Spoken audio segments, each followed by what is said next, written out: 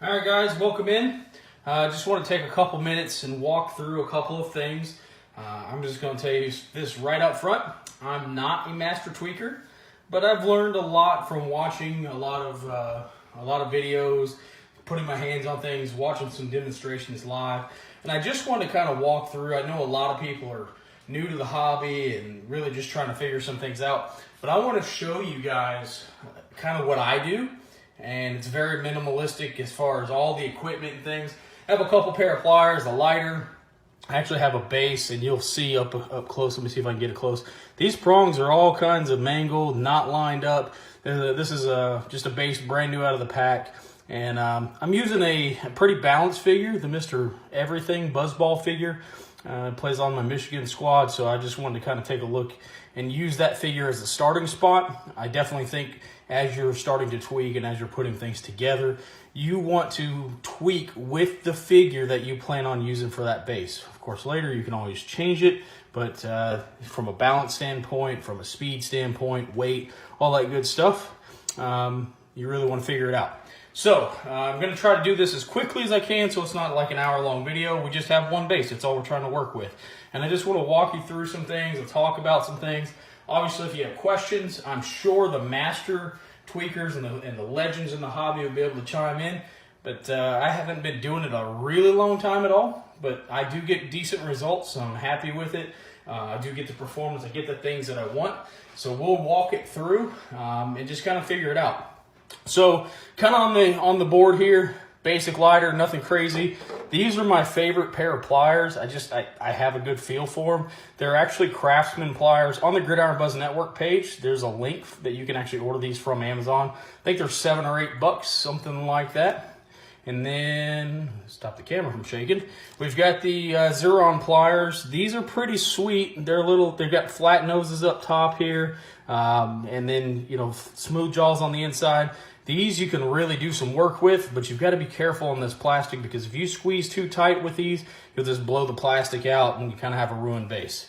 And ITZ, this is actually the first one. This is the dark green one. I just had a few of these and I really like using them.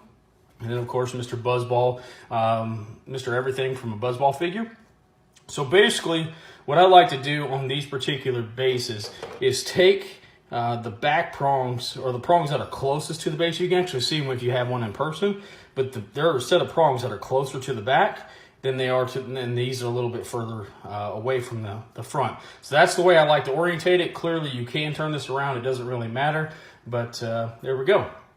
So the first thing that I do is there is what we call flashing. And flashing is basically little pieces of plastic that are down here on these prongs.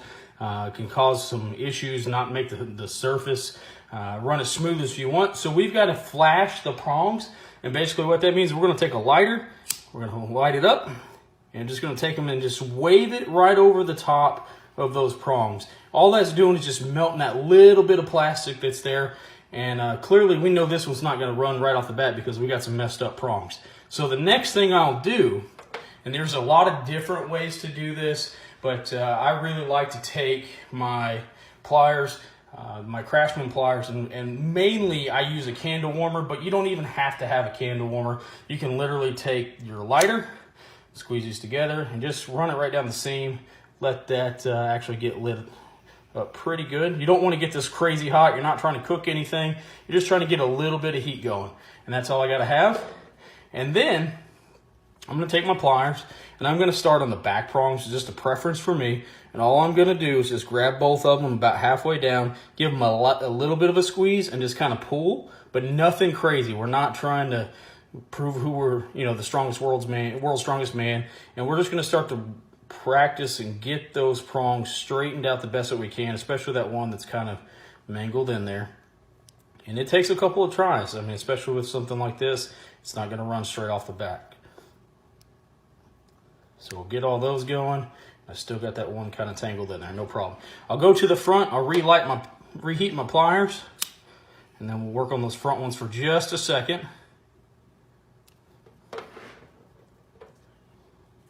So the same thing, except I'm not going to do a whole lot except just give them a light squeeze and try to get them kind of flattened out a little bit. because you start messing with the front prongs too much, you're going to get a lot of bounce, a lot of crazy stuff, but they're getting pretty close. All right, so what I'll do now on the front is you want to take the very ends of them and just give them just a little bit of a slant back. And that way when the board turns on, they actually have some sort of direction. If they're completely straight up and down or moving forward, you'll have a little bit of challenge with that, just because the base won't have any directional ways to go. So we've got them, and I've kind of gotten those straightened out on the front. My back is still a little bit funky. We'll go back into those. All right, so sometimes, and this is why I like these other pliers as well, just because I can grab a single prong, they're about the width of a prong, and I can really dive in if I have to, versus these, which are a little bit thicker. I can grab both prongs at one time, but with the blue Gridiron pliers, I can just grab one and it's no problem. All right, so that one that's messed up, I'm trying to get the camera lined up. You can see it right here. It's pretty messed up. It's kind of bent, doing some different things. We'll get it though. So I'll take my pliers, I'll give them a little bit of heat so it'll help form that plastic. Just give a little bit of heat on both sides, nothing crazy. Done. And I'm gonna start working on that one that's messed up and get it back in line. So I'll reach down on it and I'm just gonna give it a little bit of a squeeze. Again, we're not having to break a whole bunch of stuff here. I mean, I'm just barely working it, and as you can see, got it right back in line. All right, so I'm pretty close there. We're gonna test run this just to see kind of where we're at, and I'll walk through some of the challenges as we hit that, because you're gonna see things. Maybe the base goes left, maybe it goes right, you know, something along those lines. So let's just see where it's at and go from there. Get them on the base, actually. Here we go. So not bad, but kind of a shaky start. You kind of had a little left curl there at the end, bounced a little bit. All right, so what are we gonna do with that? Well, most of the time, that means that these prongs, and my guy slipped off the base, most of the time it means that these prongs are just not level, which we can tell kind of some on this back end. We've got some things going on there. So, well, what we're gonna do is take and try to line those up a little bit. And I'm trying to do this on camera. It's a little more difficult, I guess. And I like taking these again because I can grab both of them and start to do it. We've kind of got them curving in a little bit to each other, so it's a little weird. So what I'm going to do is grab both prongs on one side and go down all the way to the base, all the way to the bottom. Give that a good solid little squeeze. And maybe if it's twisted in, so I'm going to twist it back to where it should be, so that it's running with the base and not turned in one way or turned in the other. And same thing on this one.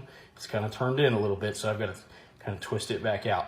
Now, one thing that we haven't done yet, the back prongs need to be curled in, or excuse me, towards the back. They're actually, right now, everything's still kind of curling back in towards the middle of the base, and that's really not going to get us any results. So I'll take these, and I'm going to grab just down here on the ends and just kind of give them a slight curl so they'll have a little bit to work with, and then we'll see what we've got. So as you can see, a slight curl back, everything's in line, no problems there. Let's see what we got.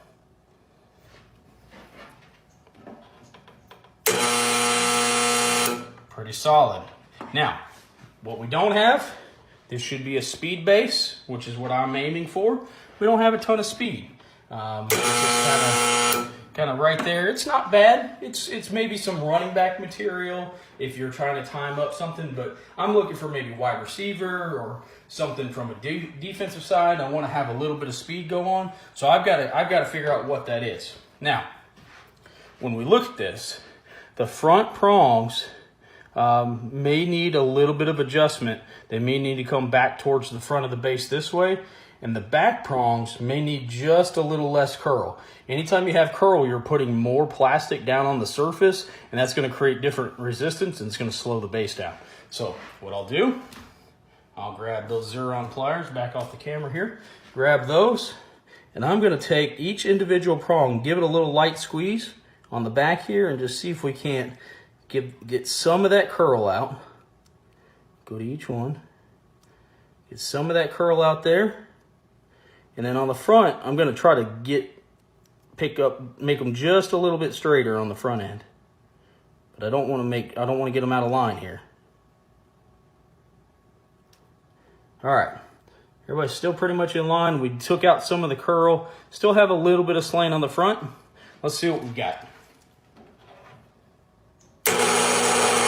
Uh-oh, we've got a big curl in. You guys saw that? Let's do it again just to make sure it didn't run funny on a board. Sometimes that happens, but chances are we've got a curl. Yep, twice in a row, curled right to us. So here's the deal with the curls. If you start getting there, like, man, what happened? We were kind of running mostly straight. We messed with the prong. Guess what? Now we got a curl.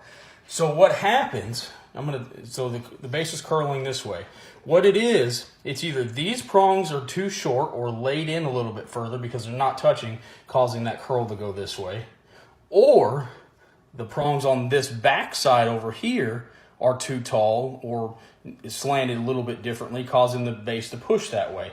So we have to kind of take, and let's go do a visual inspection. It gets a little confusing because you're looking at it and you have to flip it back upside down, but I just remember it curled this way, so that's what side bases I'm gonna end up looking at.